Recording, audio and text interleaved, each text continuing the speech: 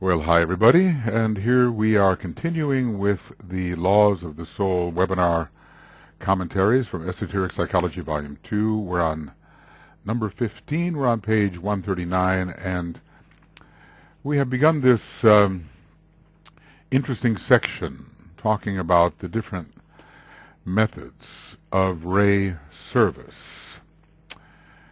The emergence of the new group of world servers today is an indication that there are enough egoic types in physical manifestation and that a sufficient number of personalities are responding to soul contact.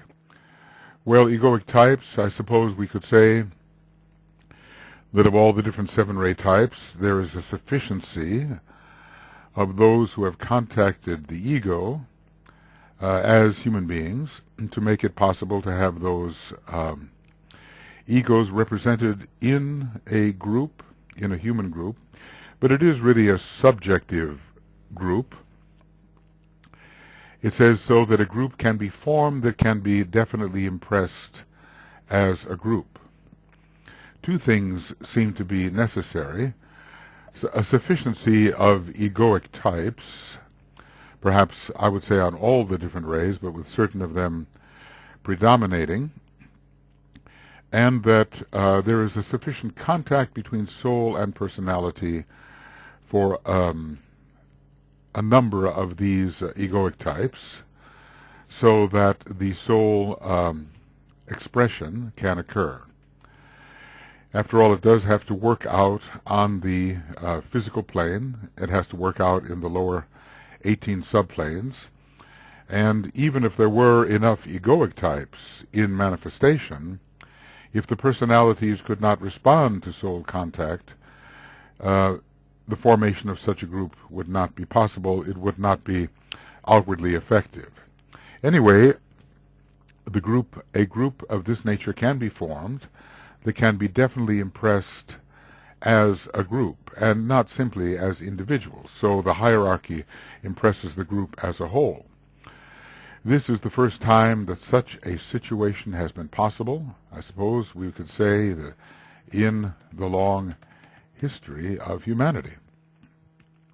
A sufficiency of personalities aligned with the soul in such a way that the soul energy can come through. Up to this century, individuals could be impressed here and there in different parts of the world and at widely separated times and periods. But today a group can respond, and let's say all at the same time, not necessarily separated in time. The response is not necessarily separated in time, nor are they separated in time. A sufficiency of them exists simultaneously. But today a group can respond, and their numbers are relatively so great that there can be formed upon the planet a group composed of a number of persons. Notice he uses the word persons, meaning personalities here that have soul influence pouring through them, of such radiatory activity that their auras can meet and contact each other. And I think that's the important thing, because that's what makes a group, that their auras can meet and contact each other. This one group, both subjective and objective, thus one group, subjective and objective as well, can be functioning. It's largely a subjective group, but it needs the objective personalities working on the physical plane to be effective in service. So there are a couple of interesting ideas here, really, that a sufficiency of egoic types exists, and that the auras of these people, impressed as they are by the soul, their auras touch, meet, contact each other, and thus a group is formed. And the whole idea that it can be impressed as a group, definitely impressed as a group. We are no longer, strictly speaking, in the age of the individual. And DK has reminded us that if we feel very satisfied about our individual communications with the higher authorities, the higher sources, we are rather behind the times and really existing in the veil of glamour. The hierarchy is working more with groups now than with individuals. There are today enough centers of light, we're talking about human beings here, who are to a degree soul permeated, to a degree soul infused, scattered all over the world, and enough disciples and aspirants that the little beams and threads of light, speaking symbolically, which radiate from each of them, can meet and interlace and form a network of light in the world. Here he's giving us a clearer picture of how this occurs. And now with the internet and the possibility really of contacting anyone almost anywhere, and increasingly it will be the case, a true network of light can be formed across the world. This constitutes the magnetic aura of the new group of world servers, this network of light. Okay. Each individual in the group is sensitive to the plan, either through his own personal knowledge, through contact with his soul, or because his intuition tells him that what the group which attracts him accepts as its immediate work is for him right and true, and with it all that is highest and best in him can cooperate. So what we have here is two modes of being sensitive to the plan, one of them direct and the other more indirect, but still effective. But this is the point. Each individual in the group is sensitive, we would say at least in some measure, to the divine plan. I'm sure that when we look at the personnel of the new group of world servers, that sensitivity occurs along a wide range, some of it on the higher end, very specific knowledge, and on the lower end, more generalized understanding of the kinds of qualities that have to emerge, but all of it related to the divine plan, which is sponsored by the hierarchy in response to the divine purpose which is put forward in Shambhala.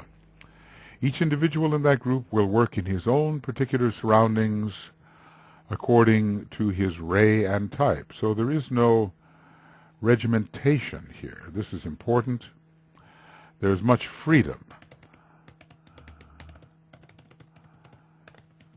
And that again will be colored by his race and nation. So we do not, there are many specifics which are left to the individual and are not controlled by any central authority.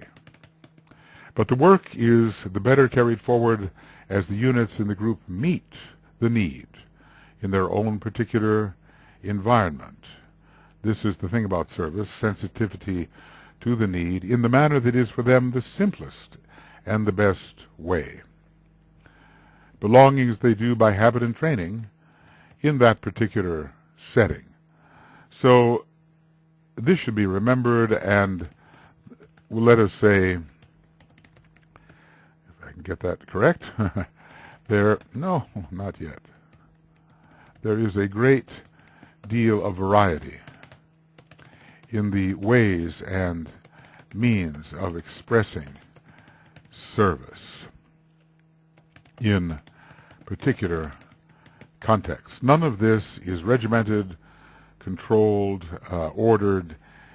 It is the animating interior vision which is of importance and which links these soul-infusing personalities to each other and creates a magnetic aura which can be simultaneously impressed. A Um, magnetic aura is created by the linked threads of light and love, and this aura can be simultaneously impressed in emergencies.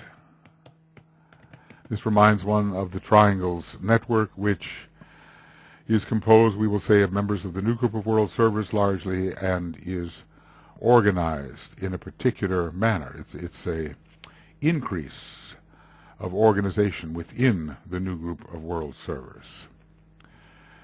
And very necessary at this time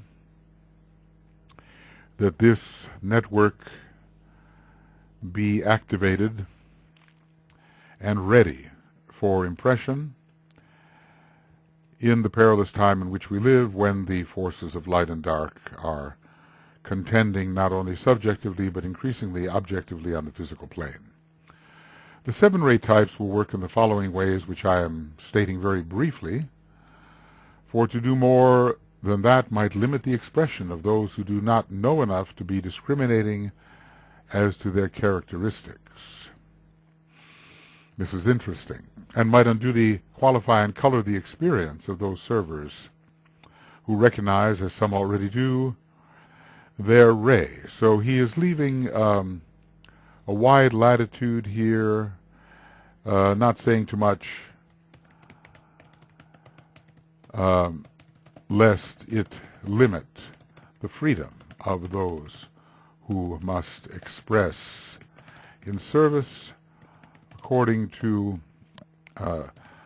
their most natural tendencies. You know how it is, you can bind yourself unduly if there are too many stipulations. Remembering those stipulations, you might stifle that which is natural and spontaneous form of expression. We can see how judicious Master DK must be as he has been writing these books, how careful he has to prevision the possible effects on all manner of readers. But he will give enough for us to understand the general trend of the serving ray types.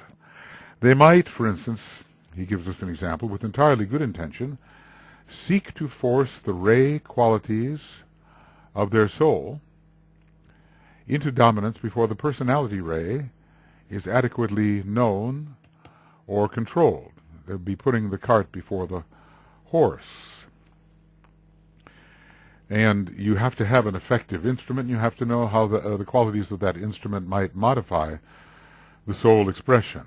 And any attempt to force into manifestation qualities is against the mode of service, which is largely that of a natural and spontaneous outflow of soul contact. Other servers frequently confuse the 2 rays, as did actually a number of the members of his group at first, before he told them what their rays were. Other servers frequently confuse the 2 rays and deem their soul ray to be of a particular type, whereas it is only their personality ray to which they predominantly conform, and by which they are preeminently governed. So the substitution of the personality ray for the soul ray in error. So he does not want us to overly manage these ray types of service. If we recognize our ray and we know enough about our ray formula, these may be helpful, but they will not induce the average reader to use force accompanied by ignorance of his own structure. It is not possible for us to observe here the care with which the teacher Is it not possible for us to observe here the care with which the teachers of these truths and the custodians of the coming revelation must proceed? Well, I just said that, but maybe I said that because long ago I had read this. Cryptomnesia. You've read it, you don't know where, and it becomes a part of you. They have to guard the aspirants from premature knowledge which they might theoretically grasp, but which they are not yet ready practically to apply. So it's not Master DK's teaching is not a tell-all type of outpouring, not a tell-all outpouring, but managed with judiciousness and guarding the reader. He does that so often through the method of hints, by means of which some who know can respond, and others will simply be occultly blinded and thus protected against themselves, and how the wrong application of direct knowledge given could adversely affect their lives. Well, now we go into the distinctive methods of ray service. And we are talking mostly about egoic rays here at first.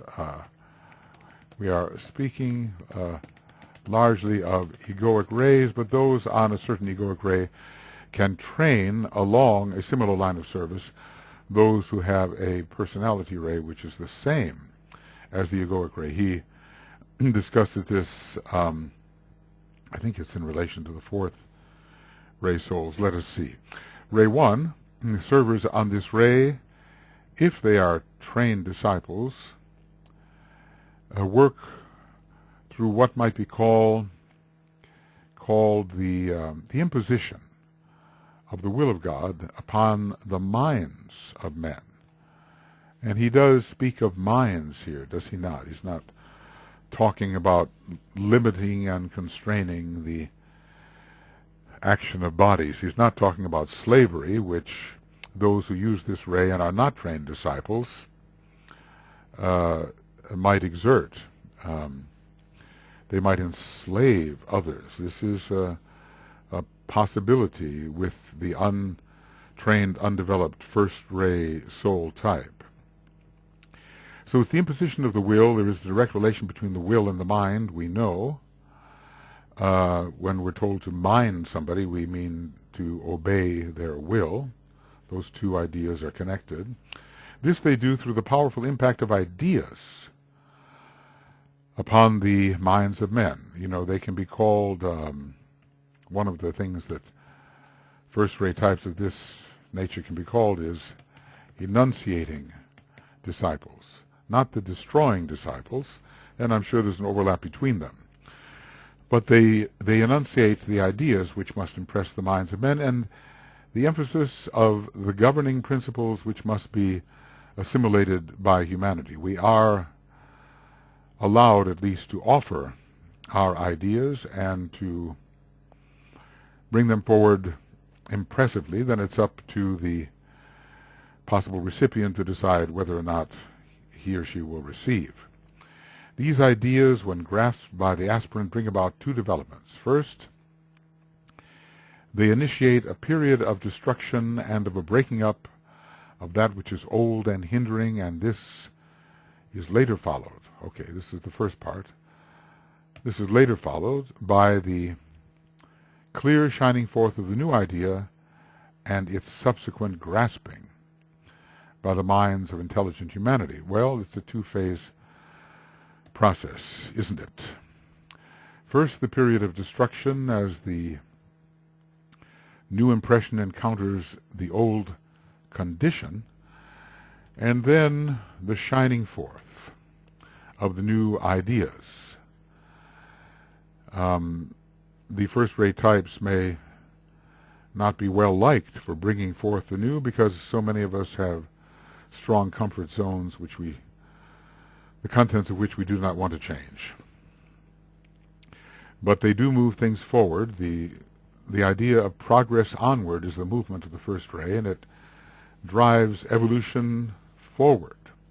It is the straight line, rather than the cyclic repetitive motion of the third ray, which tends to perpetuate the same conditions. Maybe we can contrast it by saying, loosely anyway, that it is Uranus versus Saturn, although Saturn does break up the old conditions as well. Any energy can be used progressively or perhaps regressively, or at least non-progressively.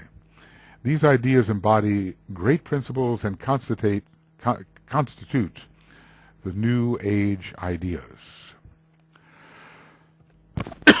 Excuse me. These servers therefore work as God's destroying angels, destroying the old forms. But nevertheless, behind it all lies the impetus of love, and first, the impression is upon the mind, and acquiescence in the mind will lead to the outer destruction of form. In other words, the disciples are not attacking the form immediately, these disciples. They are working first to change, through impression, the minds of men, and then the forms will naturally respond to that new pattern which occurs in the mind due to the impressed impression. With the average aspirant, however, who is on the first ray, and this can mean the first ray soul who is simply the average aspirant, the activity is not so intelligent, and we can say that discipleship grows. Well, let's put it like this. Intelligence grows as discipleship grows. So we are familiar with the way many first-ray types operate in the world, and it's not so wise and still rather selfish. He grasps the idea that is needed by the race, but he will seek to impose it primarily as his idea, because he has not outgrown this personality-centeredness. Certainly it's not, well, it can be dangerous when people say, well, it's God's idea, you know. But so many of the traditional church people don't think maybe that God has any new ideas and there's no progressive evolution, but that everything was said in the revelation of some particular receiver of communication from God at a specific time in history. So the ongoing revelation of deity is so important to prevent religions from becoming crystallized and outmoded.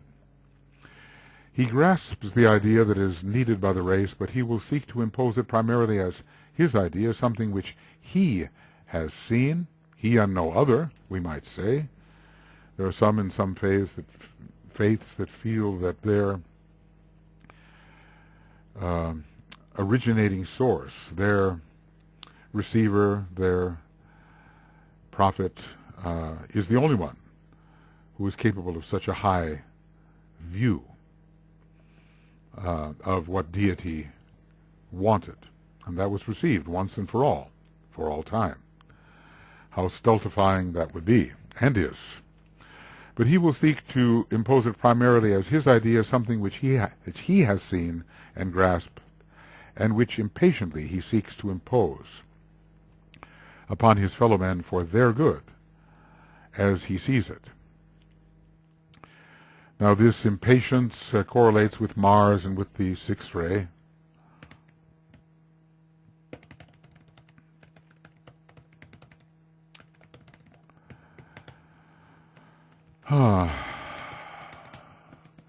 And has in it not the wisdom required. Not the wisdom required. When we have impatience, we do not have with it, usually anyway, wisdom. We can say that impatience usually counteracts wisdom. Not always, perhaps. There is a great urgency forward in some first-rate types. They may be wise, but they see the crisis.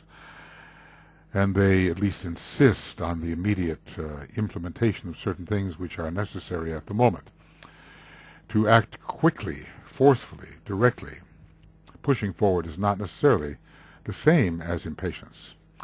So he inevitably destroys as fast as he builds, and he finally destroys himself. And this is where the law of repulse will come in, where the garden stands revealed in all of its beauty, its trees and flowers and so forth, and then the wind of God, his breath divine, sweeps through the garden and everything is destroyed. He imposes so much of his own idea upon others that there's an inevitable rebellion here, and he may also destroy his own vehicle, inner and outer vehicles, as he impatiently works at this imposition, which is not wise or wisely timed. Many worthy aspirants and disciples in training for service at this time work in this sad way. Okay. Well, the first ray types reading this can take the hint. Some of the masters of the wisdom and their groups of disciples are actively engaged at this time in an endeavor to impose certain basic and needed ideas upon the race of men. And now, let's just say, HPB was one, but she was more than that. And much of their work is being prepared by a group of destroying disciples. She was that too. HPB was also a destroying and enunciating disciple. HPB was a destroying as well as enunciating first ray disciple. So here are the destroying disciples. They come first. And here are the enunciating disciples. Maybe they have more of the second ray in them. For these two types of work carry forward their task as a unit. Until, well, sometimes the enunciation can itself lead to destruction. DK seemed to hint at that. The positing, the assertion of a higher energy pattern will lead to destruction, to the clearing away of that which stands in its way, and finally to the clear shining forth of that which has been enunciated. So these two types work together. The idea to be dominant in the future is proclaimed in writing and by the voice, by one group. Okay, well, let's see how the order in which he places this. The group of destroyers take it up, and proceed to break up the old forms of truth so as to make room and way for the new emerging idea. Well, it's the chicken and the egg. I suppose what we have is enunciation, destruction, and the shining forth of that which has been enunciated. I suppose the new idea coming forth has its destructive potential. People are seized by the idea, and they proceed to destroy that which is in its way, as the enunciators continue to enunciate, and gradually the debris of the old is cleared away, and the enunciation can ring through loud and clear and be expressed rightly without the interference of the conditioning which had to be destroyed. Okay, well, those are the first ray ego types which are serving. And now we go on to those on the second ray, ray 2. A great number of ray 2 souls is in incarnation at this time. And the idea of pondering, it's a slow, sometimes when you say ponderous, it does mean a slow activity, and we are told that the second ray types can lack speed and energy. We're told this in Esoteric Psychology 1 in that discussion of the 7 ray types. It would really be worth going over those 10 pages or so are some of the clearest description of ray types and can form a foundation of knowledge for people. Servers on this ray ponder, meditate upon, and assimilate, bring into themselves the new ideas associated with the plan. It's relatively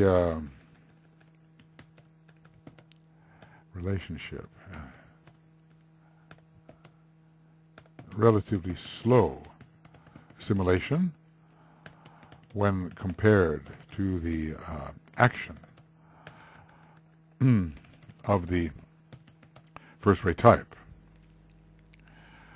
Servers on this ray ponder, meditate upon, and assimilate the new ideas. It all begins with ideas, because ideas are beings in the higher world, and, well,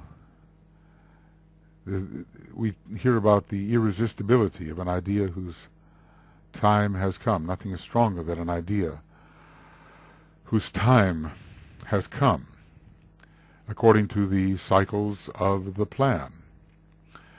These ideas are released into relationship with the field that they must condition, and they have a much higher energy than that field. So gradually they do, in fact, change the configuration of the lower fields. Servers on this ray ponder, meditate upon, and assimilate the new ideas associated with the plan, and by the power of their attractive love, they gather together those who are at that point in their evolution where they can respond to the measure and the rhythm of that plan. Well, you can look at the second ray technique of integration, and let's see, just look at it here for a second.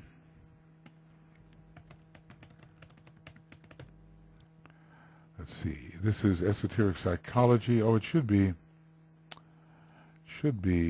number 2 and not number 1. And they attract, you see. I at the point sustain, I at the point attract, I at the point direct and choose and dominate.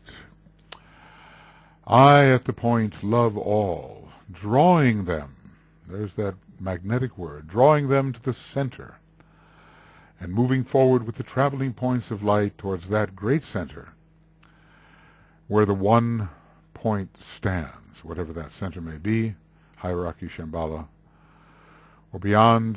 What mean you by that word? We've gone over these techniques of integration which occur later in the book, and they do aspect each other, so to speak. When we look here at the phrase, naught is but me, we see another idea. Let all the life be drawn to the center. This is the magnetic attractive force of this second ray. And enter thus into the heart of love divine. Then from that point of sentient life, let the soul realize the consciousness of God, and so forth. But all is drawn towards a center. So by the power of their attractive love,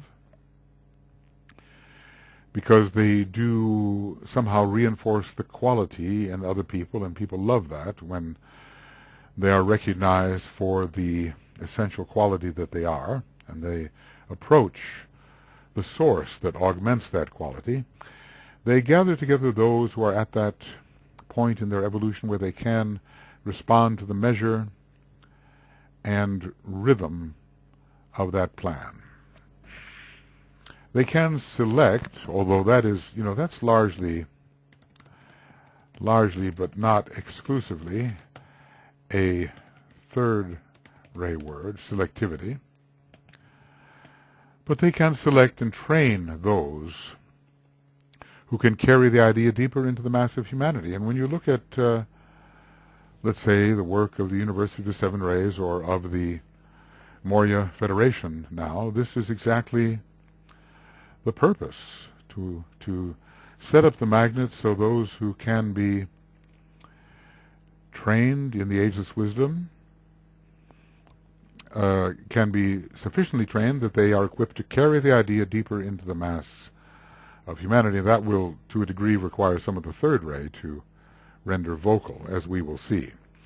We should not forget that the work of the hierarchy at this time and the task of the new group of world servers is primarily associated with ideas. In other words, working on the Buddhic, or in relation to the Buddhic plane, whereon, for the first time, ideas in their purer form can be contacted. Of course, ideas exist all the way up the planes. It's not only the Buddhic plane. The egoic plane has its ideas, and every one of the cosmic ethers has its form of ideas.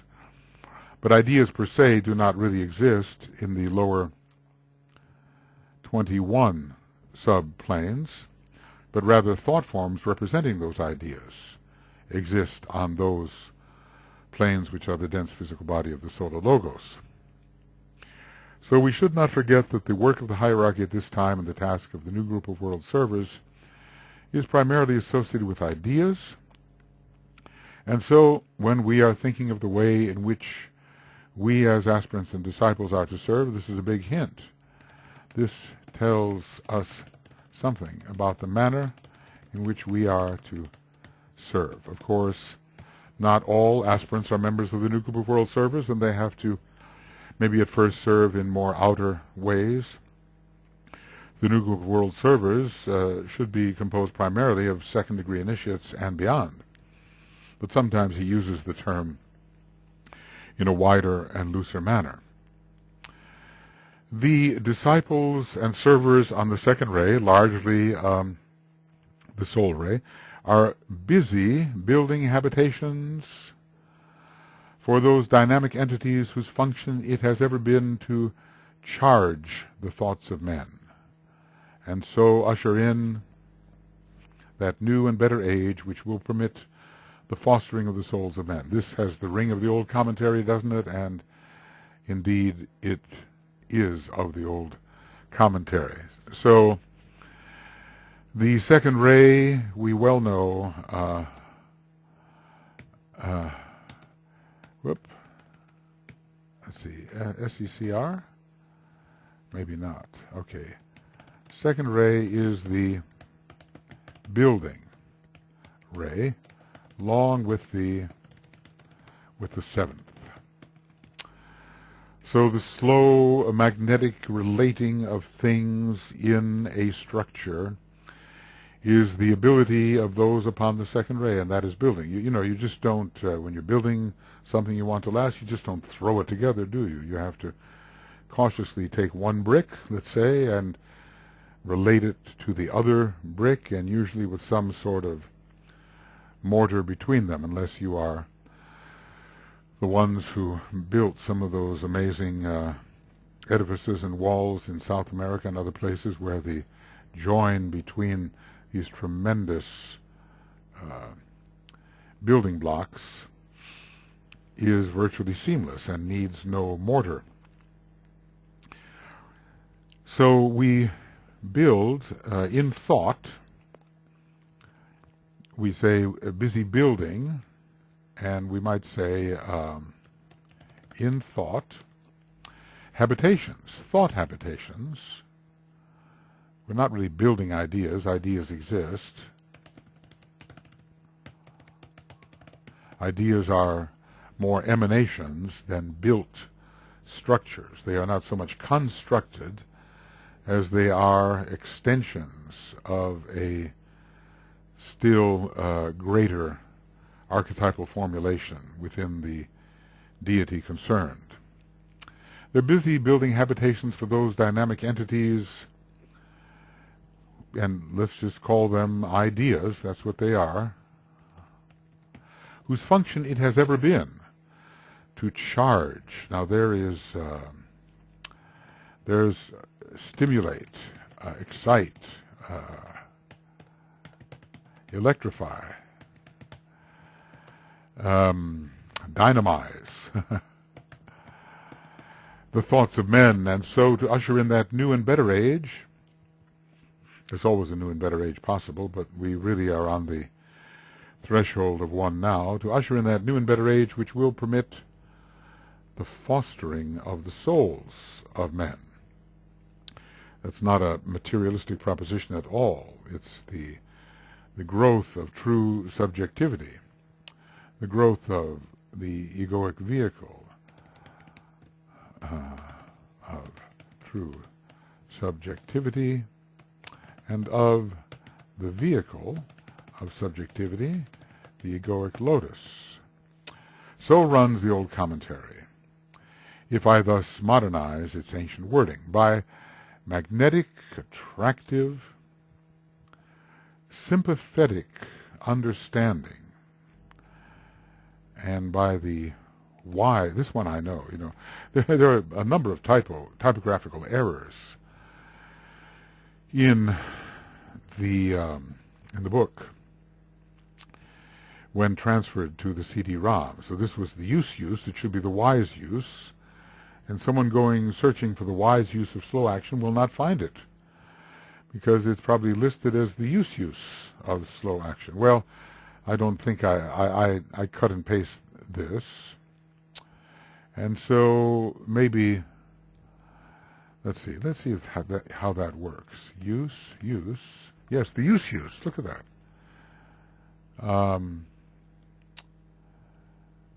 The use of slow action. Well, that's how a reference can hide or be hidden. I often wondered why I couldn't find the wise use of slow action when I had memorized that phrase and knew how important it was. But it was because in the transference a mistake was made.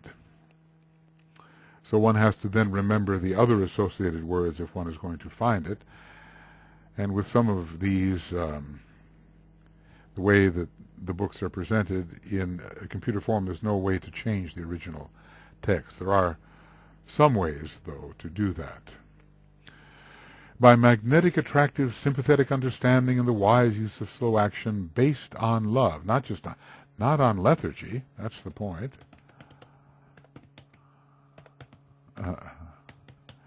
Not on laziness, not on lack of responsiveness, but on love, so that damage is not done, so that, not on lethargy, but on love, so that harmlessness is sustained. Do the servers on this ray work? Today their power is becoming dominant, and of course this was written in the 1930s, and we saw what happened with the dominance of this ray type. We had the consciousness revolution, especially as it swept through the Western democracies, through Europe, Australia, New Zealand, United States, Canada, and so forth. The consciousness revolution, it did not sweep through all countries, and we do even now, today, find the backlash to that consciousness revolution, the unreadiness of the selfishly inclined to accept it. But this is one of those memorizable sentences. By magnetic, attractive, sympathetic understanding and the wise use of slow action based on love, do the servers on this ray work. There is this caution. Roberto Assagioli was a very strikingly second-rate disciple, and he emphasized, he emphasized this phrase, which I'll simply give in the translation in English: make haste slowly. Something like feste lente. I'm not sure what what the Latin is for it. Maybe it's possible to find it. Maybe. Let's see here. Google. Okay. Make haste slowly. No. It's not going to be there. But maybe here. Make haste slowly in Latin. All right, let's see what this says. Latin translation. Festina lente. Festina lente means literally make haste slowly. Sounds a lot better than hurry slowly. I agree with that. Festina lente. So the wise use of slow action, a very important idea when it comes to thinking about how the servers on the second ray do work. Of course, this can be modified by the astrology, by the position of Mars, let us say, by secondary rays, the third ray always in a rush and a hurry, so the sixth ray as well, contrasting maybe with the second ray soul. There'll be a bit of a conflict there between methods. DK did point out the ray chart of one of the first ray disciples. She had a third ray physical body and a second ray astral body, and at that point he talked about how difficult it is for those two rays to work cooperatively together, and yet that's precisely what we have to do now in bringing the soul and the personality together, because the personality generically represents the third ray, and the soul generically represents the second ray. So this is telling us something about the difficulty, generically, of the task of uniting soul and personality, especially with the third ray so strong, from long rotary reinforcement, and I think many refused opportunities to move into and towards the second ray. Well, let's take up this third ray. The third ray, relating to the throat center, second ray to the heart center, first ray in general to the highest head center, although I think we find all the rays in all the centers, just like a planet is a chakra, and all the rays are found demonstrating as subrays through that chakra. The servers on this ray have a special function at this time in stimulating the intellect of humanity, sharpening it and inspiring it. I think we can see that although the second ray is largely connected with education, certainly of a kind that inspires people to express their inner nature, the third ray, will relate closely to the educational process, as will the fifth ray for the specifics. And we're told that in relation to the will to evolve, it's pretty much the educational process which is concerned. The will to evolve is the third ray expression of will. There are all kinds of modes of education. If we are entering the kind of education that leads to wisdom and to the expression of the inner nature in a constructive manner, we'll be dealing very much with the second ray. But in terms of sharpening the intellect per se, then the third ray is very important.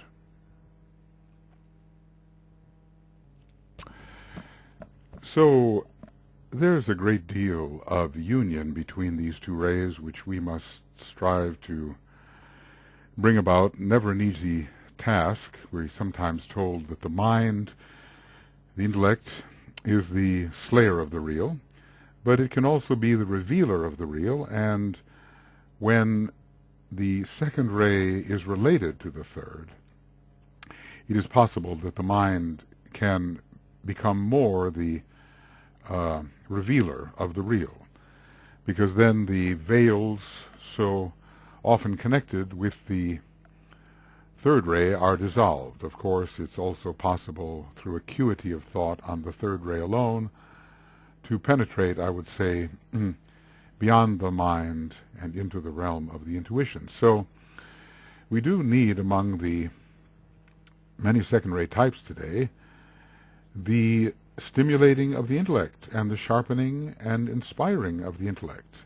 But we certainly need that in humanity as well to help human beings arise from their predominantly astral or astral monastic, kama-monastic polarization. So many people who are involved in the New Age movements seem to think that spirituality can be approached simply through feeling. And while feeling, especially of the heart, is very important, the mind must be well trained so that we can understand more clearly what is glamour and what is illusion. So these third-ray servers, I think largely third-ray souls, but always the personality types on that ray can be trained by the soul types and can work as a reflection of that higher type of service that the soul types wield. They work manipulating ideas so as to make them more easy of comprehension by the mass of intelligent men and women who are to be found in the world at this time, and whose intuition is not yet awakened. Along the second ray and the higher expressions of any ray, really, ideas can be accessed by the intuition. Ideas can be accessed by the intuition. But before that access is possible, the thoughts related to that which the intuition reveals can be somewhat understood. And that's really what's going on in some of our great universities. The great books, the great thoughts that others have intuited are revealed through the manipulation of thought to the minds of those for whom the intuition is not yet awakened, but whose intellect is sufficiently awakened to at least grasp the theory, which eventually will connect with the idea itself, the idea that is within and behind the thought that they can grasp. So there is the manipulation of thought matter, really, in response to ideas. Thought matter in response to ideas. Perhaps I think there are third-rate types, of course, who can grasp ideas. They do work very much, working very much in the higher mind. Higher mind. Working very much there, which is not yet the realm of intuition, but maybe some of these people have both the intuition and the higher mind, and are particularly adept at taking what the idea reveals and so constructing it, so presenting it, so arranging it that the intellects of others can grasp the main outlines of the presented thought, which will connect with that which the intuition reveals, i.e. with the idea itself. But to really connect with an idea, you get the substance, which is found on the Buddhic plane and beyond. It becomes a living idea, and not just, as Hamlet said, the pale cast of thought. Things are sickened o'er. We sicken things o'er with the pale cast of thought. Of course, there is the marvelous fourth ray presentation of Shakespeare, and so the words are colorful and arresting, and they live in their own right. So manipulating ideas until someone gets it, Well, do you get that idea? Well, no. Well, here, let's look at it this way. Let's look at it this way. And if you arrange it in in enough ways, people say, oh, I think I see that. At least they grasp the thought you have been presenting, and a grasped thought of an abstract kind is an eventual doorway into the idea itself.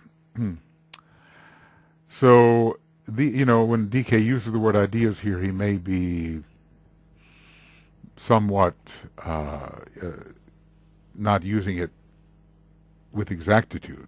Maybe he doesn't mean those living beings. Maybe he means, sometimes the word ideas simply do mean thoughts.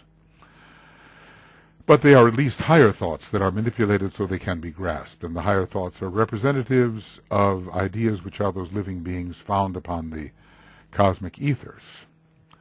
I sometimes look at the way great scientists, Richard Feynman, maybe Isaac Asimov, he was a great explainer, equipped with the third and the fifth ray, and Feynman probably with the third ray, and certainly with the fifth, and a lot of fourth. Asimov too, they could relate, to people, and they presented some of these very abstruse, difficult mathematical concepts from particle physics, nuclear physics, in such a way that the average human being could have the sense that he somewhat understood. And Feynman was funny about that. He had a great sense of humor. There's a book called Surely You're Joking, Mr. Feynman. But he was often joking. He had that puckish Gemini kind of look. We don't know his actual rising sign, but it could well have been Gemini. And he had that elephant forehead, which is so often found with Virgo. He did have a strong Virgo in his nature, and he had Sagittarius as well. He joked so much, but in his sense of humor and his adapted way of presentation, he could help other people understand what would otherwise be entirely out of their reach. So easier of comprehension by the mass of intelligent men. Notice the word mass, because there are certainly more of those who are responding to the third ray, at least in a soul manner, than are responding to the second. So at least the mind will be awakened by this type. It is to be noted how the work of the true servers, and this he keeps on repeating, is largely with the new ideas and not with the business of organization and of criticism, for these two go hand in hand. This is why DK emphasizes the idea of organism rather than organization. So our work is largely with the new ideas, and once they are sufficiently clearly impressed upon the minds of others, then the results, the forms that must be built in relation to them or must emerge in relation to these ideas will, without too much difficulty, emerge. So always we seem to be working in the realm of the mind and in relation to the ideas which are meant to condition the mind. Okay, I want to, whoops, there we go. Okay. So it's interesting, too, how in the attempt to bring people into a certain configuration, he really seems to have two things going here, the third ray of business and the seventh ray of organization, the business of organization. He puts those two words together. The third ray is said to be extremely critical, maybe not so much the seventh ray, but it doesn't like deviation from the proposed organization. The ideas, the ideas are our realm. We must touch them Buddhically and bring them through in an intelligible manner for those to work with who cannot touch them directly. Ideas are taken by the third ray aspirant. It's saying that the third ray aspirant may not touch them, but a third ray aspirant or disciple such as Einstein certainly did touch the realm of ideas, and the great philosophers do touch those realms. Einstein considered himself more a philosopher than a scientist, interestingly. Ideas are taken by the third ray aspirant as they emerge from the elevated consciousness of those for whom the first ray works. I suppose the enunciating disciples who are penetrating into the realm of ideas, and are rendered attractive by the second ray worker, attractive in the esoteric sense. So they have the appeal which orients the consciousness towards a new vision, and adapted to the immediate need and rendered vocal by the force of the intellectual third ray types. Well, this is a wonderful synthetic sentence dealing with the way the first three types work.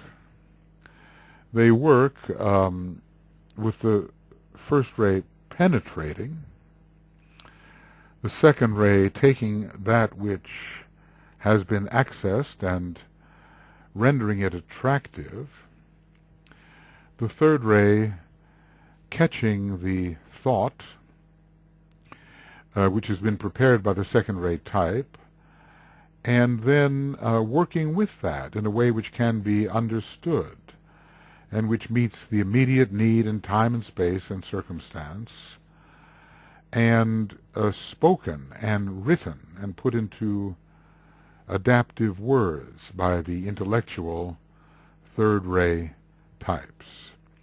In this lies a hint for many of the third ray personalities to be found working in various fields of service at this time, to render vocal and to commit to the written word that which is received and that which must be applied.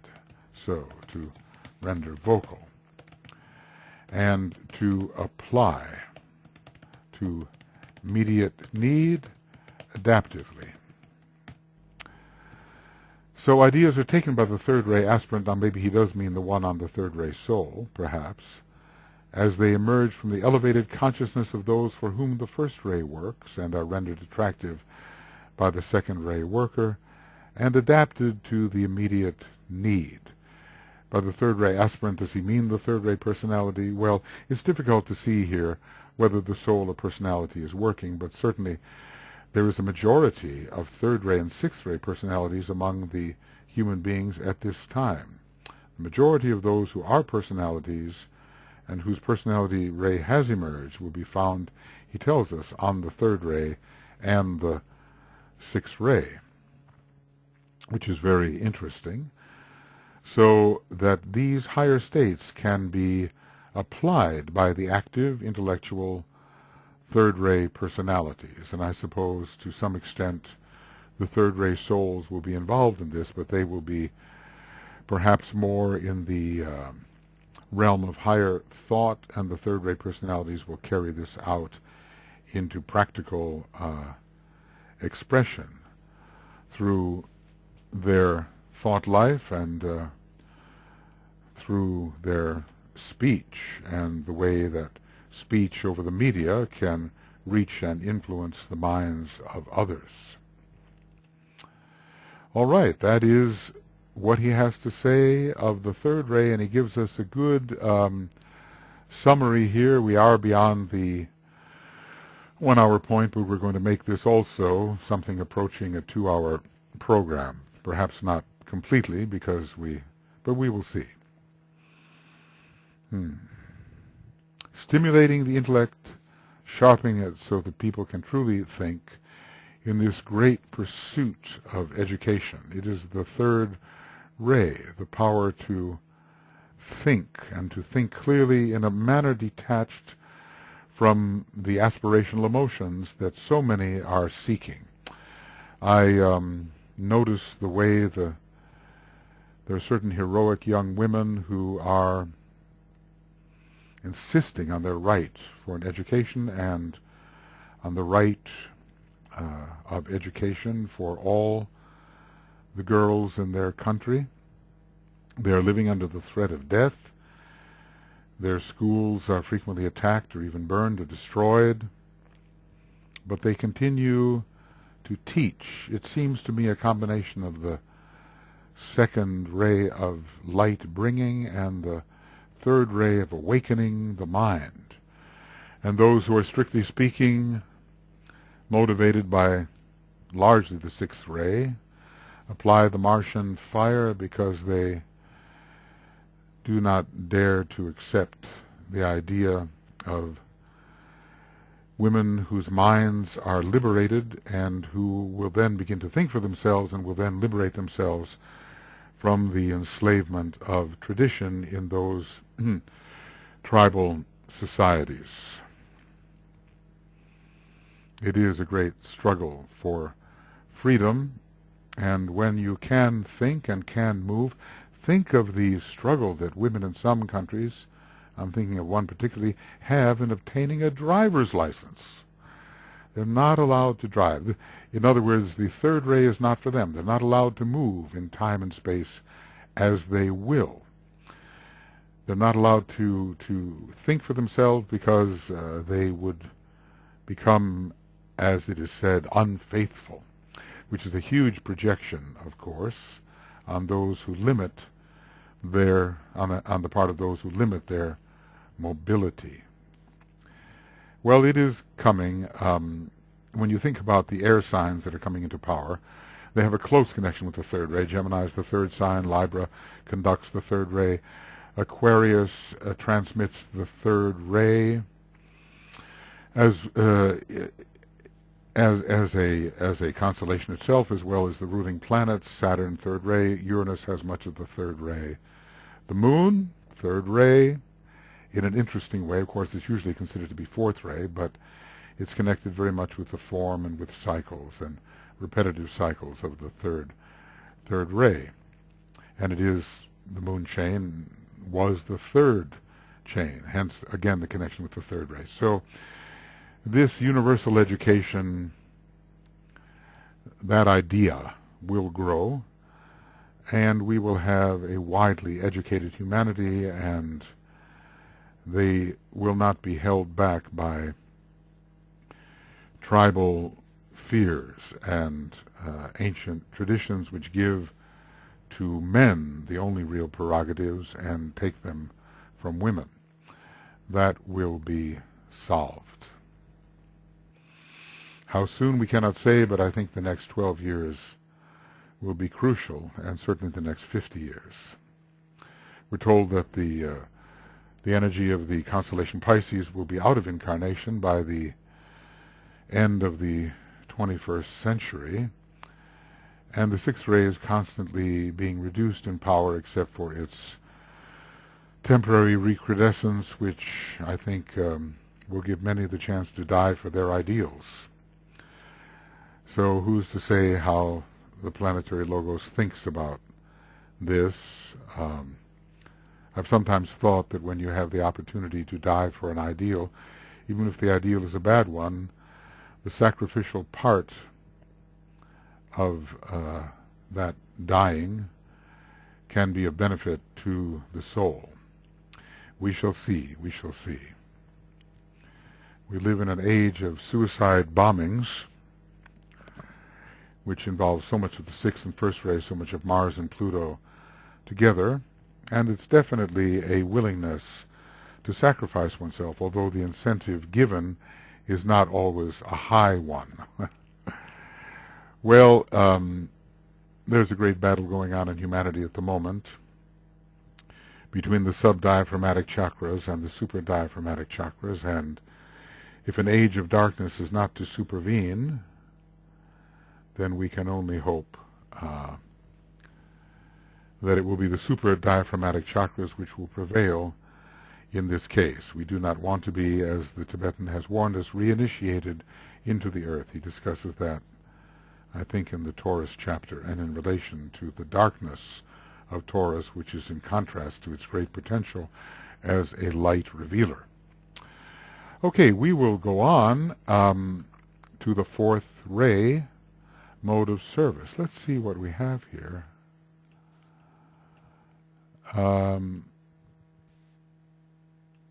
Right. Okay, this will take us to page 147. I'm not sure that we will finish on this particular program, but we will see.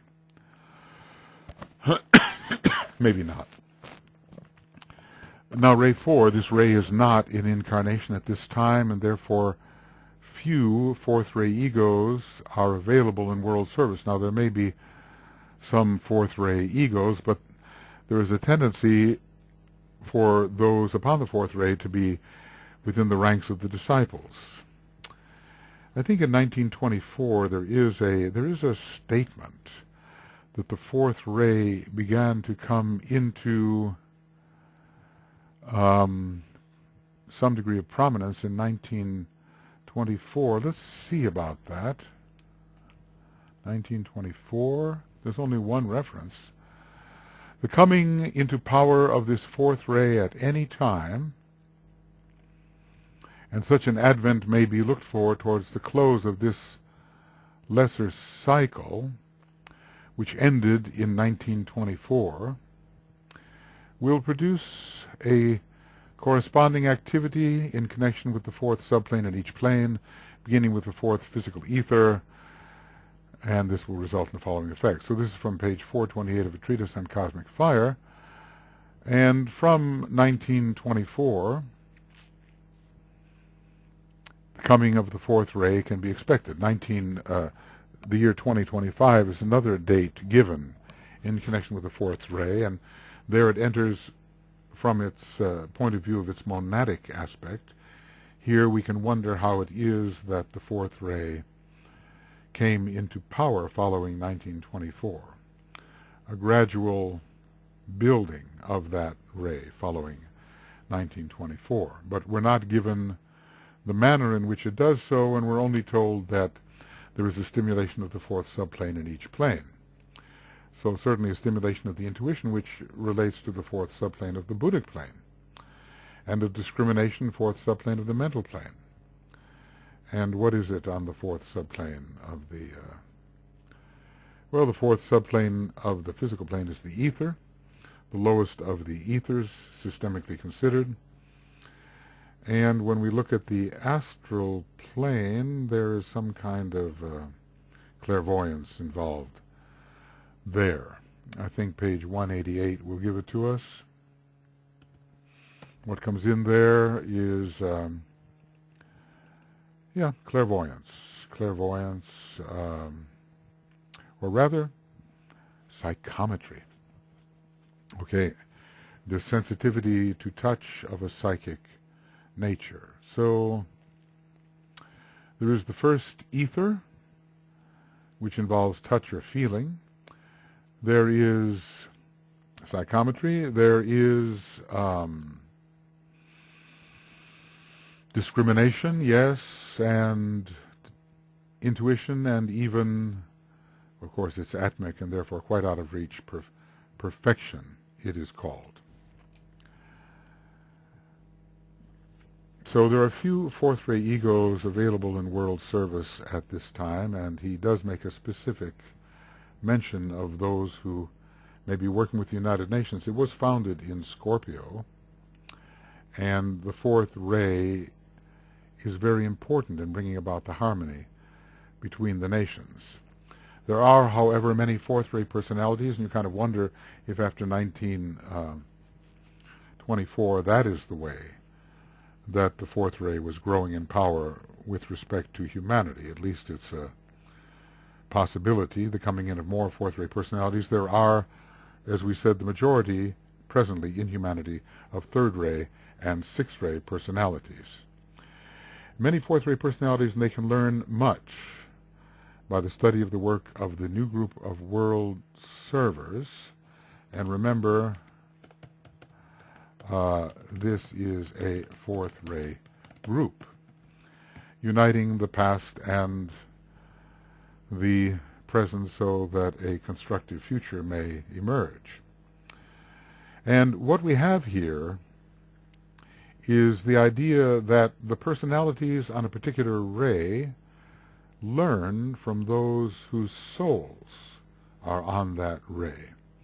I suppose there are many artists whose personality is on the fourth ray, and they can learn from the truly great artists whose souls are on the fourth ray. And those people may have an interest in science with their fifth ray personality, but they can learn from the superlative scientists whose souls are on the fifth ray. The major task of the fourth ray aspirant, and here we go again. Is he talking about the soul, or is he talking about the personality? I mean, you can be an ego on the fourth ray and still be an aspirant, most definitely. We're going to see this as the fourth ray types come into incarnation. Of course, it says from their monadic aspect, and that is going to be a big question, whether it's going to be the fourth ray monads. It's really a submonadic ray, but on the monadic plane that will be taking incarnation at that time, following 2025, or whether the fourth ray souls will in fact emerge. He does point out that the fourth ray is coming in from its monadic aspect. Well, anyway, the major task of the fourth ray aspirant is to harmonize the new ideas with the old, so that there can be no dangerous gap or break. Because when there's a dangerous gap or break, cleavage and war results. If the gulf between different factions is too wide, it will lead to war. We're told that it's best for the disciples not to take hold of the world process and enforce their own vision, as it would cause a great cleavage between those who are not disciples and those who are. So the government of the people seems to have to work through from the mass of the people rather than be imposed from above. Even Plato did not manage to impose his idea of the philosopher king. I think a tyrant, was it from Syria or one of those countries, invited him to invited him to experiment with this idea of the philosopher king. I suppose the tyrant fancied himself as the philosopher king, and he quickly rejected Plato's ideas. Plato fell out of favor and was sold into slavery, where he was rescued by pirates. So we're very fortunate in that. The pirates saw something in him, I guess. So the major task of the fourth ray aspirant is to harmonize the new ideas with the old. Again, working in the realm of ideas. Isn't that interesting?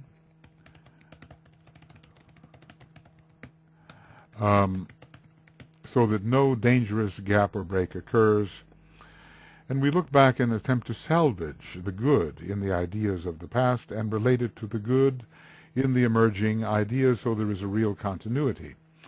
They are those who bring about a righteous compromise. A righteous compromise. And adapt the new and the old so that the true pattern is preserved, because the true pattern requires certain elements to be preserved which were expressed in the past. So we call these old, sound, old values. They may have been expressed more in the past than the present. We don't want to drop them entirely. That's always the danger with Aquarian reformers. They want to throw the baby out with the bathwater, So the values of the past, which are still sound and needed to create the true archetypal pattern below, these must be preserved. So there is adaptation here, and the adaptive work of Mercury bringing in the fourth ray is also found. So this is Mercury and the fourth ray. Whoop. Fourth and adaptivity, or adaptation, so that the true pattern is preserved. There are many examples of expression in the past which are not outgrown. They were well and truly established as foundational in those days and must be sustained. This does not mean hearkening back to all the bad old things in the good old days. But we know what has to be sustained. Here in Finland, I'm thinking about I'm learning more about this culture. And there were so many principles of sharing, of strength, of mutual support, and so forth, found in the older days, before Finland became an entirely modern nation. And some of those things have been forgotten by the youth of the present day and have to be sustained. So the mediator, the bridging fourth ray type, sees the value in that which is emerging and that which has been. I think I'll write that down. The mediating fourth ray type, that's first ray type, so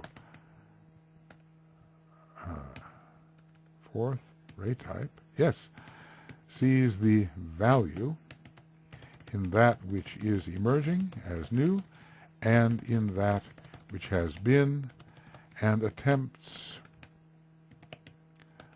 to relate them harmoniously. So they are engaged with the bridging process, for they are the true intuitives. And you remember that intuition, think about bridging. It comes from the fourth subplane of the fourth plane. Talk about the middlemost plane in the entire cosmic physical plane, the middlemost subplane. That is a real point of bridging. What is it? Plane 20, plane 25? I guess it's plane 25, which is the middlemost plane.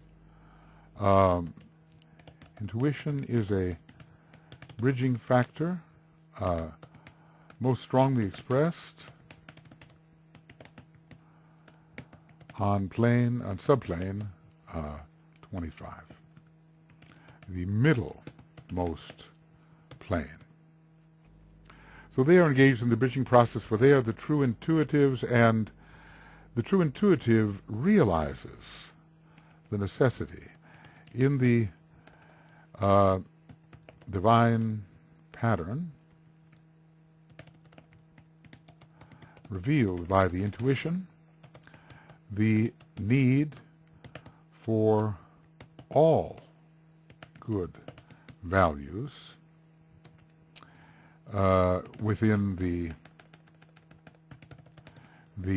what does it call it? The pattern within the true pattern is seen. And so there is a preserving. Now think about Germany with its fourth ray soul. Think about the great arts, the superlative music that has come through Germany, and think of its motto, a very cultural motto, I preserve. The fourth ray is involved there because the good, the beautiful that has come from the past must not be relinquished, otherwise we will fail to learn from history and simply repeat it, the bad things. So there is this reaching back to the past. So the Cancer is the fourth sign. It has a strong fourth ray connected with it. Reaching back to the past to harvest the values of the past and relate them to the present and emerging values. And they have a capacity, they are the true intuitives, and they have a capacity for the art of synthesis. Now synthesis comes in on the first ray, on the seventh ray, and on the fourth ray. And there's also a sense in which the second ray is involved in this, and the third ray, synthesis in the world of thought. As Plato, the synthesis of ideas, Plato on the second and third rays. They have a capacity for the art of synthesis so that their work most definitely can help in bringing forward a true presentation of the divine picture in which, what can we say, in which no true value is excluded from the true picture, which is the divine picture. So there is the sense, maybe, I don't know, maybe the inchworm is kind of an example. It measures in a way, but it brings the past forward and then goes forward again with the front part of its body and brings the past up to the front and so forth, drawing the values of the past along. The egoic lotus has much of this with all of its color. The values of the past are stored and not relinquished and used in the present and related to the present. If something really is of value, it will be harmonious with something else that is also of value, at least if a wide enough angle of vision is preserved. So at a relatively high point of evolution, the rays begin to harmonize with each other instead of fighting and killing each other. And it is the fourth ray which is involved in the early combat, but also a kind of combat which is meant to eventually produce a harmonized peace. Well, maybe we have a little bit of an idea there of how the fourth ray personalities will function under the fourth ray souls, and the fourth ray egos will function in even a higher way along the lines indicated. We might say, or at least I'm inclined to say, the following, that when the new group of world servers demonstrates in the future, there will be many fourth ray souls. Let's see, how do I do this? Many fourth ray souls, and the new group of world servers, being a fourth ray body, will be strengthened by the presence in its ranks of these souls. After all, we are having a great renaissance coming. A new renaissance, DK promises, and it would seem to me that fourth ray souls will have to be a part of that. It's not sufficient, I think, that fourth ray monads, the monad being quite remote from normal human experience, will be the only fourth ray representative coming into incarnation. So although the fourth ray will come in from its monadic angle, I suspect that the new renaissance will require the incoming of those whose souls demand expression on the ray of harmony, beauty, and art. Okay, well, we have an idea there of service along the fourth ray line. And, you know, as we go, we can see, we can think about our own rays and both soul and personality, and see in what way we may be expressing in relation to what DK tells us is the mode of expression. Now here's ray 5. The servers on this ray are coming rapidly into prominence. It's one of the rays whose ashram has emerged prominently, along with the first ray and second ray ashram.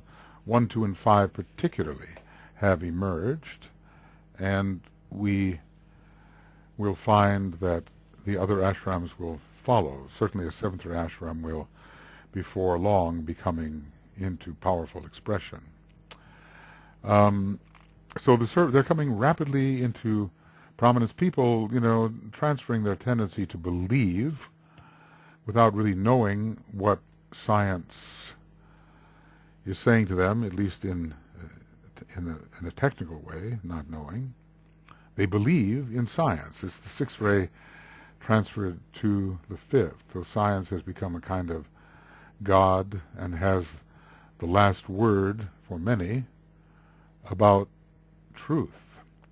They are those who investigate the form in order to find its hidden idea. And when you look at the integration formula for the fifth ray, you see how much there is the search for the one who dwells behind the form. God, in a way, is a great idea being. The universal logos is an idea emerging out of the absolute. So they investigate the form, that which is immediately before their eyes. My friend James Davis has concluded that the focus of the fifth ray type is a rather short vision, to see what is immediately before the eyes, rather than the maybe dreamier third or sixth ray type. Sixth ray type looking up, third ray type looking out into the great beyond and into the abstractions. Well, there's no hard and fast rule. We're all such a mixture of different rays and signs. So they investigate the form, the garment of God. Towards me I draw the garment of my God. I see and know its form. I take that garment piece by piece. It's a short-range focus. Some people who trip over themselves, they don't know what's in their immediate foreground. Others who see very precisely everything that lies around them. They are those who investigate the form in order to find its hidden idea, its motivating power. And to this end they work with ideas. Well, here the actual definition of idea is rather larger, I think, proving them either true or false. Theories, assertions, thoughts along a certain line. Here, ideas can mean thoughts, theories, speculations, hypotheses. They are thoughts, and they are more of a concrete nature.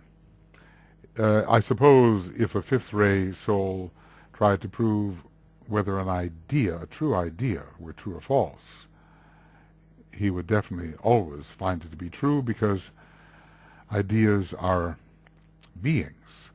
Whether or not they have immediate application in the context of a particular civilization, that can be determined. But even if they did not have an immediately useful application, it would not mean that the idea was false. Ideas are, in a way, great truths. So to this end they work with ideas, proving them either true or false, if we understand ideas in a slightly reduced manner, as more related to thought. They gather into their ranks, the fifth ray souls do, those whose personalities are on this ray, and train them in the art of scientific investigation. There's something inherently known by a soul type which is not necessarily known by a personality type. And the soul types are the trainers, and the personality types are the trainees. We've seen this type of relation.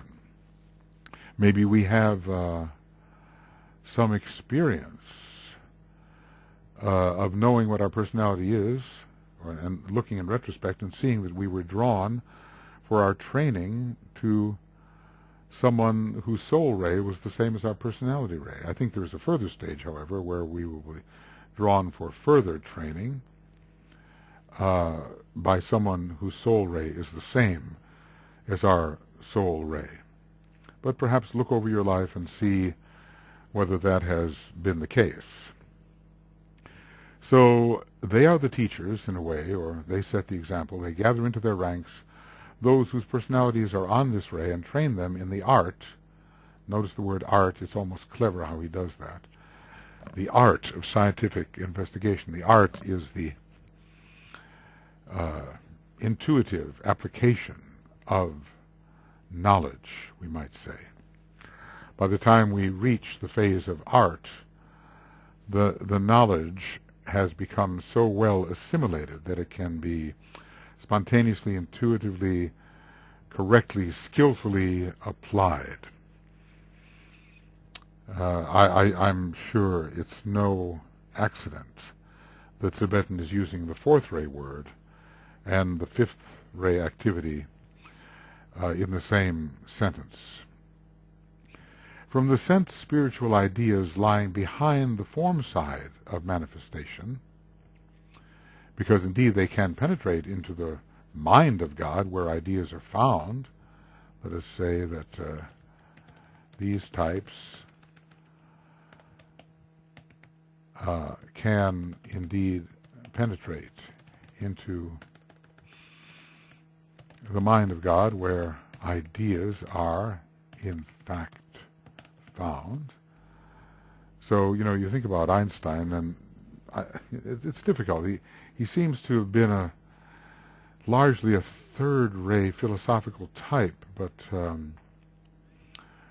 working in relation to a fifth-ray ashram, and perhaps it was the 3/5 area of the ashram where he was working. This has yet to be determined. I think I once speculated that he may have been a second-ray monad, but I think I would take that back now and consider him to be, well, a third-ray monad. And since there are two monadic rays, at least as far as I can understand at this time, it may have been that one of them was the fifth, the subsidiary. Now, that's the problem. One always learns more, and then one has written something, and there it is, as if one has never moved beyond the error or the incomplete presentation. I've modified my ideas quite a bit since I've written some of those early books. But there they are as stepping stones along the way. I've certainly used them as stepping stones, and others can as well.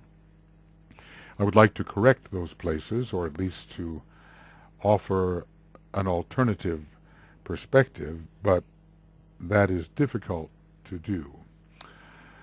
So when we read what is written by an author in the earlier days of his life, we can assume that there will be changes of thought along the way.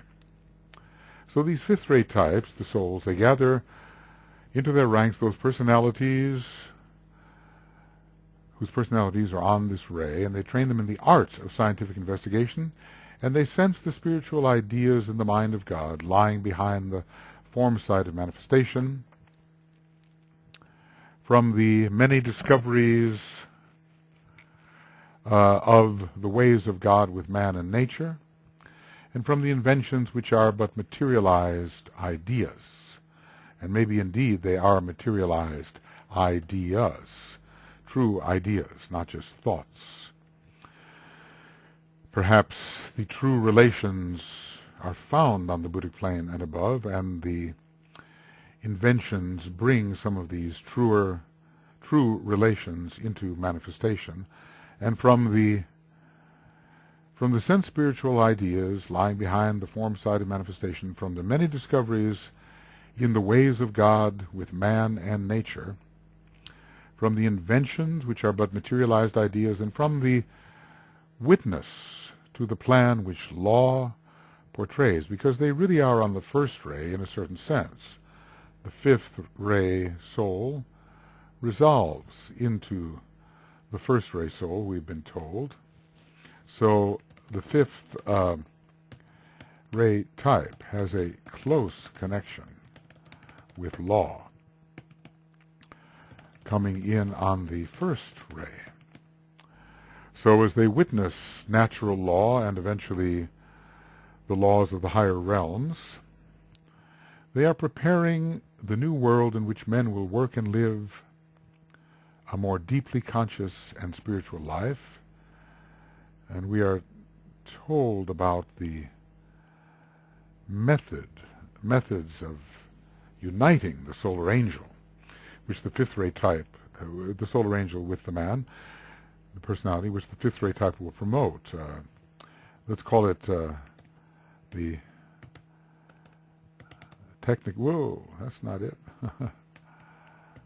Technicalities of union are known to this type. Not a mystical union, and not a union which happens now and then when everything aligns correctly, but a predictable method of creating union between a technically understood interior mechanism and a technically understood exterior mechanism. So they are so important in the Aquarian age, Aquarius bringing the fifth ray constellationally into the picture, and it will be soon the greatest source of the fifth ray, even as Leo is now. So they have all of these resources, the spiritual ideas, the discoveries, the witness to the plan which the law portrays. They are preparing the new world in which men will work and live in a more deeply conscious spiritual life. And this will be predictably so, not left to chance, not left to luck, not left only to good karma. People will be given the means to make the necessary contacts for a more deeply conscious spiritual life. The means will be given to those qualified to live a more deeply conscious spiritual life.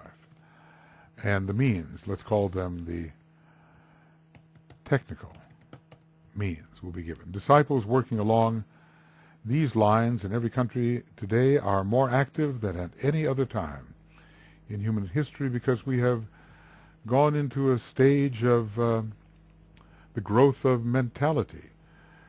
Widespread education means that we have a humanity that is better educated in the mass, anyway, than at any other time in human history.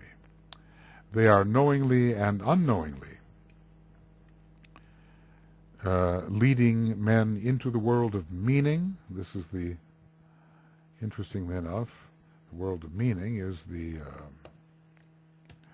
world of the soul.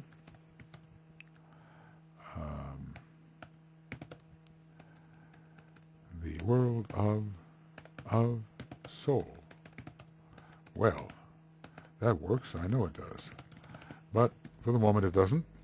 Into the world of meaning, and their discoveries will eventually end the present era of unemployment.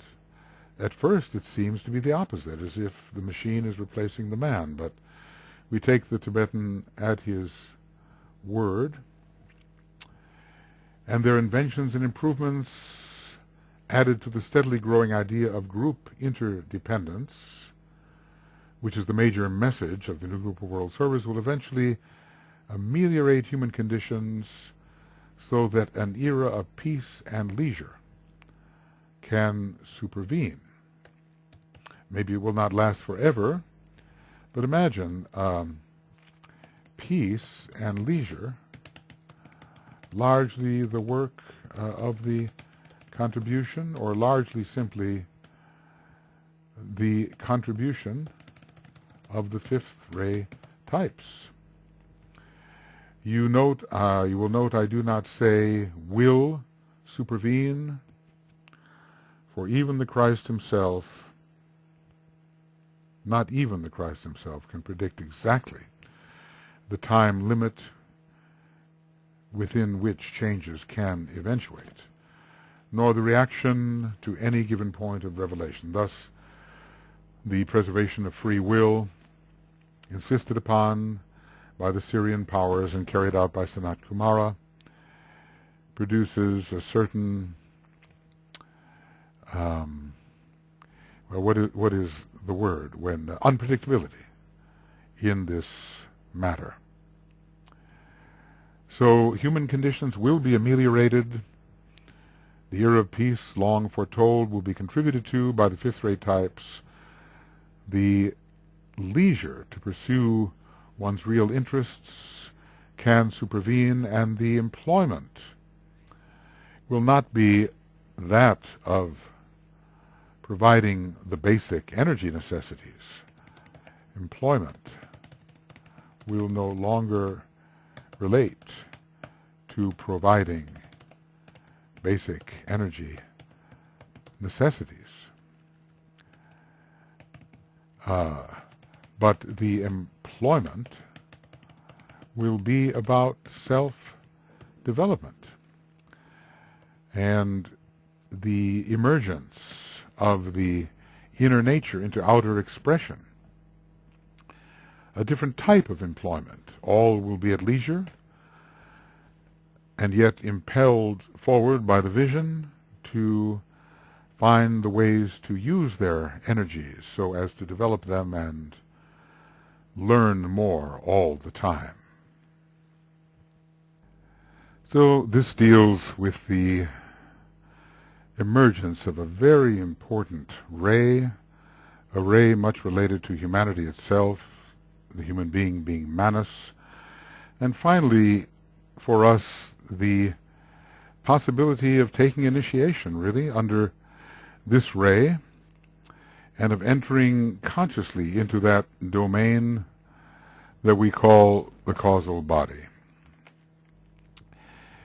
So I think what we have seen, I mean, the fifth ray has given us so much. It's also, as DK says, certain people functioning under this ray have provided us with that which is destructive to humanity, to all the weaponry and so forth. But man would create weapons in any case. But when the second petal of the egoic lotus is stimulated in these fifth ray types who have the first and third petal stimulated, then the inventions will really turn towards constructiveness, and of course we have seen that as well. So it's a great materializing energy. It's a energy which causes a concretion and precipitation of the divine ideas touched and sensed behind the garment of God. Well, I trust that we can see whether any of our inclination towards service lies along the fifth ray line. It will be a very powerful ray. The ashram of the fifth ray has been somewhat subdued on purpose between the years 1950 and 2000. Its direct application has been somewhat withdrawn, and the fifth ray reaches us as an aspect now of the third ray, because knowledge was just getting way ahead of the unitive factor, and so knowledge could be used to destroy the human race, and in fact we understand the Black Lodge seeks to do precisely that. It has an alignment on the first and fifth ray, and the danger is that an attempt will be made, maybe it already has been partially made, to destroy the Aryan race by fire, or the fifth root race by fire. And we can only think of what atomic energy released in terms of these weapons of mass destruction can mean in relation to that prophecy. So wisely, an intervention was made, and the fifth ray ashram's emphasis was subdued. I suppose quite a number of fifth ray souls who would otherwise have come into incarnation did not come into incarnation, and I suppose the special stimulus of the fifth ray ashram to those who could receive that kind of stimulus was withdrawn to a degree. But Aquarius, the age of Aquarius, will be a fifth ray age, and the fifth ray is involved, the concrete mind is certainly involved under Saturn, the first ruler, under Mercury, a majorly fifth ray planet in its highest reaches, and under Venus, whose soul is expressing through the fifth ray. So we will certainly have that ray, and it will be the age of scientific miracles, really, when we compare to what we can do at the present time. The wonder of the new age will largely be introduced through the fifth ray. Maybe we have a chance for one more discussion here on the sixth ray during this particular program, and then going on to the seventh ray and a bit more later. Ray 6, the effect of the activity of this ray during the past 2,000 years, when it has coincided during the precessional cycle with the sign Pisces, has been to train humanity in the art of recognizing ideals, something higher, which are the blueprints of ideas. Well, the sixth ray has a gravitation toward the recognition of ideals, which are a kind of a concretization and a strong concretization of ideas, and they have been rendered attractive. And there is the ideal is the desire to put as much of the idea into manifestation as may be possible. The ideal is less than the embracing idea, but at least it has something of the idea which can be manifested, and the strong emotional aspirational gravitation towards that manifestation. There may be, the ideal is always a reduction of the fullness of the idea. Remember that ideas emerged for the first ray type, and these are translated into ideals by the sixth ray type. Perhaps the third ray presents something of the idea in terms of a desirable thought form, and the sixth ray type increases the aspiration towards that third ray presentation and then seeks to manifest it with full emotional intensity. The main work of disciples on this ray is to capitalize on the developed tendency of humanity to recognize ideas. Well, and here we have to say, does this mean the full idea or high thoughts presented as ideas? So to capitalize upon the already developed tendency of humanity to recognize ideas and avoiding the rocks of fanaticism, and because we will crash against these rocks and be destroyed, because so much is excluded from the fanatic's point of view, he doesn't see the danger, and the dangerous shoals of superficial desire train the world thinkers to so ardently desire the good, the true, and the beautiful that the idea which should materialize in some form on earth can shift from the plane of mind and clothe itself in some form on earth. Okay, so this is the task of the sixth ray workers, to not be overly intense and narrow, and not simply run after every superficial desire, seeing things only on the outer level and desiring what the exterior demonstrates and not knowing its true nature. It's as if one would see, there is gold and there's fool's gold. There is that which is the true diamond and there are the false diamonds. So chasing after the false diamonds, chasing after the fool's gold, this is superficial desire, judging on externals only, judging on appearances and not really the true values.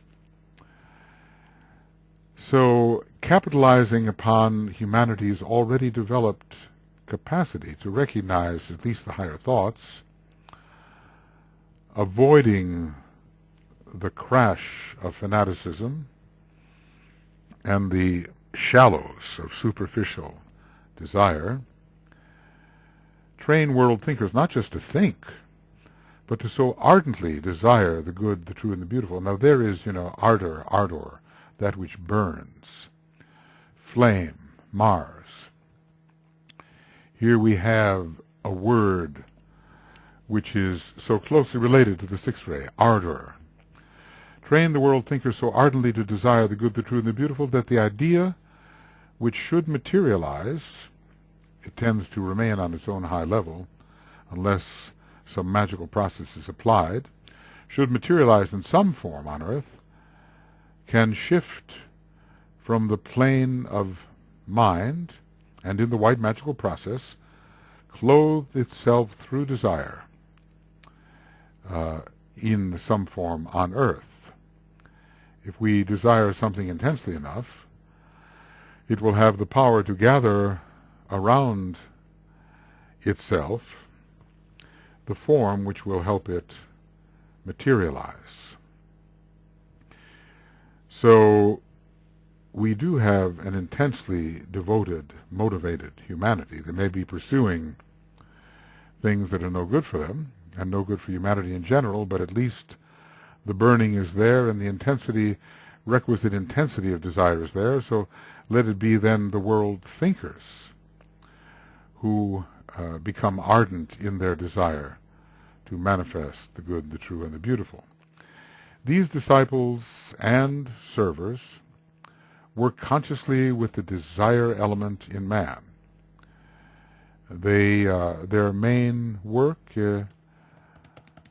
is with the astral body, and they work scientifically with its correct evocation, non-fanatical, non-superficial. Non-fanatical and non-superficial. Their technique is scientific. In other words, predictable when the right techniques are used, because it is based upon a right understanding of the human material with which they have to work. And there are, well, think of the work of the Master Jesus as he attempts to rightly evoke the desire element in those who follow him and turn it into correct aspiration. He has a very full understanding, we are told, of Western civilization at least, and of the human material that he attempts to stimulate towards rising, towards an ascent. That his intentions, of course, are misinterpreted goes without saying. They are framed in the old thought form of individual salvation, in a system of thought which does not embrace the law of reincarnation and therefore ignores a major truth of evolution. But all of that will be worn away with the coming of the hierarchy, and the law of reincarnation will be understood along with the need for correct aspiration. Instead of aspiring towards a permanent and, I suppose, relatively unchanging heaven, there will be aspiration towards soul growth and a fuller demonstration of soul quality in the three lower worlds. This will be a very different thing. It's the old debate between faith and works. Are you saved by faith? Are you saved by works? Well, perhaps it is faith that gives us sufficient incentive to carry out the works which from the karmic perspective are truly the agent of salvation. We work out our own salvation. There's been a tendency to put the burden upon faith as if works can do no good, and faith will do all, which is the emotional acceptance of the Savior, as if that will make a permanent place in heaven for the one who thus accepts. But we see, when contrasting that with the ageless wisdom, that it does not seem quite rational, at least in terms of the worldview which we embrace. Well, let's see here. I guess in order to keep these programs reasonably contained within a certain time limit, I will have to stop at 2 hours. And even though it is in the middle of a ray here, a ray method of service, but let's just say that this is the end of Light of the, not Light, I want to say that, Laws of the Soul webinar commentary number 15, and we're on page 144, P2, 144, and beginning of Laws of the Soul webinar commentary is number 16, EP2, 144. And when I take this up again, I will repeat a little bit of the first paragraph, maybe read it, so that we can get the segue into the next paragraph on the sixth ray. And I think that the next program should take us through the law of service as the Tibetan has presented it here. Sixth ray workers are needed. And the sixth ray may be going out of incarnation, perhaps from the soul perspective, but from the monadic perspective, it is probably still very much in incarnation, and one suspects that there would have to be as well sixth ray personalities during an age, during the seventh ray age, which is not predominantly sixth ray at all, but there have to be those who are motivated by the ideal, and we'll learn more about that shortly. Okay, friends, we will go on to number 15. We'll see you then.